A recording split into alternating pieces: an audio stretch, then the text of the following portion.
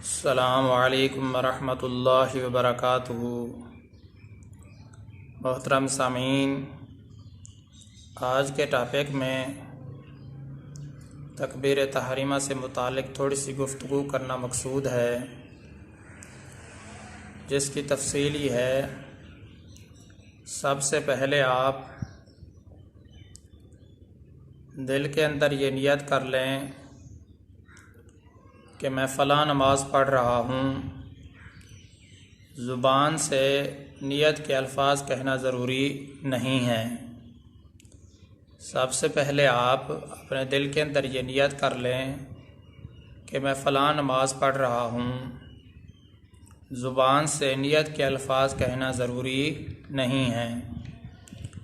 दूसरे नंबर पर आप अपने हाथों को कानों तक इस तरीके से उठाएं, आपकी जो हाथ की दोनों हथेलियां हैं वो बिल्कुल किबले की तरफ हो जाएं, और जो उंगलियां हैं वो ऊपर की तरफ बिल्कुल सीधी सीधी रहें,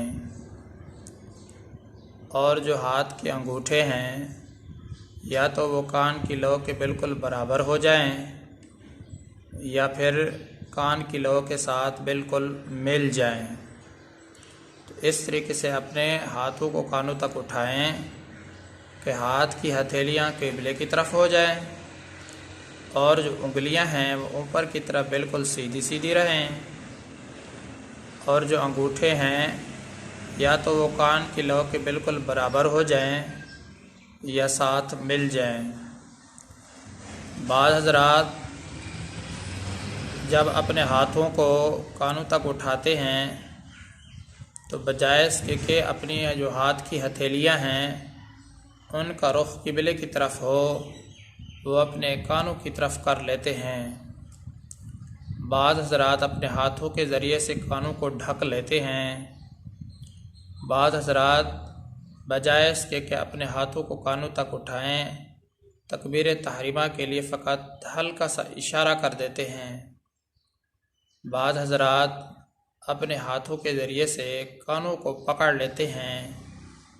ये सब तरीक़े तकबीर तहरीमा के गलत हैं, सुन्नत के बिल्कुल ख़िलाफ़ हैं, इनको छोड़ देना चाहिए।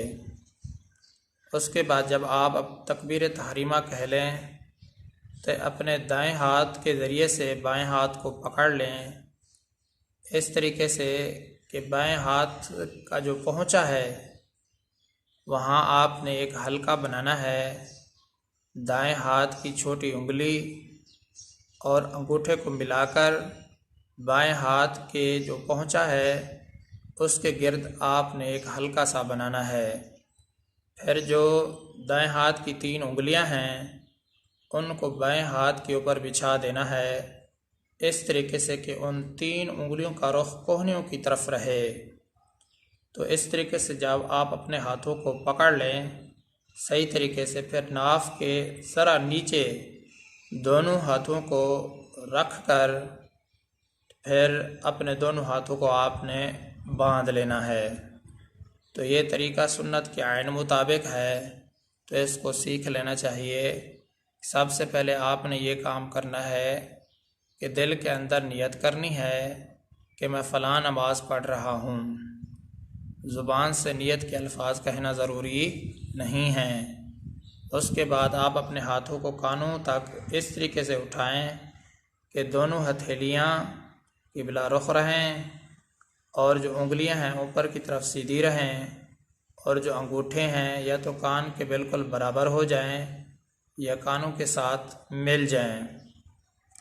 बाज़ हज़रात हथेलियों को कानों की तरफ कर लेते हैं, बाज़ हज़रात हाथों के ज़रिए से अपने कानों को ढक लेते हैं, बाज़ हज़रात हल्का सा तकबीर तहरीमा में हल्का सा इशारा कर देते हैं हाथों को उठाने का। बाज़ हज़रात अपने हाथों के ज़रिए से बिल्कुल कानों को पकड़ लेते हैं। ये तरीके सुन्नत के बिल्कुल ख़िलाफ़ हैं, इनको छोड़ देना चाहिए, और जो सुन्नत तरीका है उसी के मुताबिक अमल करना चाहिए।